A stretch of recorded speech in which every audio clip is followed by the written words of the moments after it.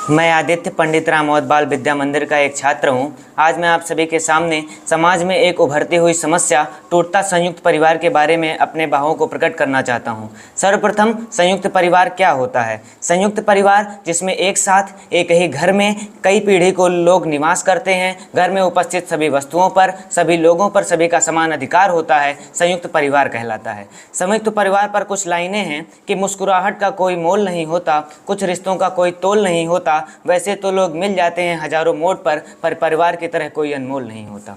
एक समय था जब लोग समूह और परिवार में रहना पसंद करते थे। जितना बड़ा परिवार होता था उसको उस क्षेत्र का उतना ही समृद्धशाली सौभाग्यशाली माना जाता था। पहले के दौर में परिवार की उतनी ही बहुत प्रधानता थी, बल्कि अब के समय में ऐसा नहीं है। परिवार धीरे धीरे छोटे होते हुए चले जा रहे हैं। प्रश्न यह आता है कि आपने कभी सोचा है कि रिश्ते होते क्या हैं, रिश्तों का मतलब क्या होता है? वास्तविकता में मेरी राय में जो रिश्ते मतलब के लिए बनाए जाते हैं वह रिश्ते ही नहीं होते हैं। परिवार और रिश्तों के कुछ लाइनों के द्वारा मैं व्यक्त करना चाहूँगा कि परिवार से बड़ा कोई धन नहीं, पिता से बड़ा कोई सलाहकार नहीं, माँ की छाँव से बड़ी कोई दुनिया नहीं, एवं बहन से बड़ा कोई शुभचिंतक नहीं, इसलिए परिवार से बड़ा कोई जीवन नहीं। उपरोक्त बातों से अगर हम ये कह सकते हैं कि संसार में सबसे बड़ा धन, सबसे बड़ा जीवन हमारा परिवार है, तो क्या कारण है कि आज के समय में हमारे परिवार बिखर जा रहे हैं? क्या कारण है कि एक ही दिन में एक हंसता खेलता हुआ परिवार संयुक्त से बिखर जाता है? तो मेरी राय में संयुक्त परिवार टूटने का सबसे बड़ा कारण है आपसी सामंजस्य की कमी और मनुष्य के हृदय में अपनत्व की भावना आ जाना। जैसा कि कहा भी जाता है कि जहाँ सब कुछ हमारा है वहाँ रामायण है, और जहाँ सब कुछ सिर्फ मैं और सिर्फ मेरा है वहीं महाभारत है।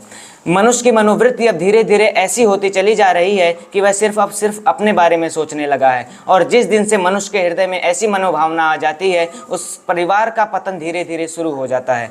परिवार में हमें छोटी छोटी बातों को ध्यान रखकर द्वेष नहीं रखना चाहिए। उसी में जो व्यक्ति स्वार्थी होता है वो इन बातों को सींच कर एक वृक्ष बना देता है, और बाद में इन्हीं वृक्षों की लकड़ियाँ परिवार को ही अलग कर देती हैं। परंतु सिर्फ यही एक संयुक्त परिवार टूटने का कारण नहीं हो सकता है। उन्हीं में से एक प्रमुख कारणों में से एक है मनुष्य की मानसिकता।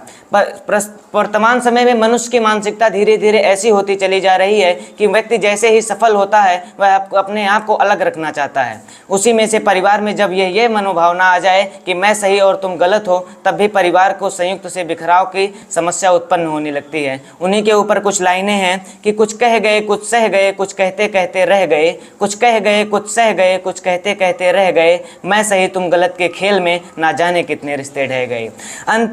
अब प्रश्न ये उठता है कि क्या वास्तविकता में मोबाइल और सोशल मीडिया भी हमें धीरे धीरे अपने परिवार से अलग कर रहा है? तो इसका उत्तर है जी हाँ। परिवार से हमें सोशल मीडिया और मोबाइल धीरे धीरे दूर कर रहा है। हम धीरे धीरे इसके वशीभूत होते चले जा रहे हैं। हम इसके वशीभूत हो चुके हैं। क्या इस जिंदगी का क्या मतलब है जब आपके पूर्ण अधिकार रखने वाली आपकी माता आपसे बात करने के लिए 5 मिनट समय मांगे?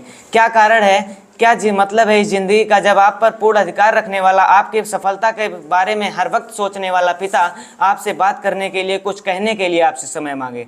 वास्तविकता ये है कि इस समय बालक हो या वयस्क, कोई भी अपने परिवार से ज़्यादा मोबाइल को, सोशल मीडिया को समय देने लगा है। वर्तमान में स्थिति ऐसी होती चली जा रही है कि पिता और पुत्र हो या परिवार का कोई भी सदस्य हो, वह गए घर के नीचे मैसेजेस के द्वारा बात कर रहा है। यह तो हमारी भारतीय संस्कृति नहीं थी। हम अपने भारतीय संस्कृति को छोड़कर किशोर जा रहे हैं।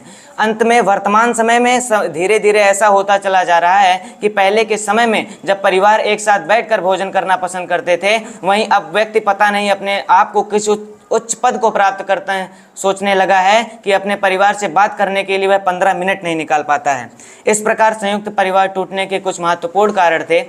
अंत में मैं यही कहना चाहूँगा कि रिश्ते चाहे कितने भी बुरे हों, कभी उनको तोड़ना मत, क्योंकि पानी कितना भी गंदा हो प्यास बुझा ही देता है। अंत में जाते जाते मैं एक कवि के कुछ बातों को, अपने भावों को प्रकट करना चाहूँगा कि मैंने एक दिन कोशिश की कि अपने आप को ही गले लगा लूँ, कि मैंने एक दिन चाहा कि अपने ही कंधे पर सर रखकर रो लूँ, पर हो नहीं पाया। गले लगाने के लिए किसी की बाहें, तो सर रखकर रोने के लिए किसी का कंधा जरूरी है। मैं उसी दिन समझ गया परिवार और रिश्तों के बिना जिंदगी अधूरी है। धन्यवाद।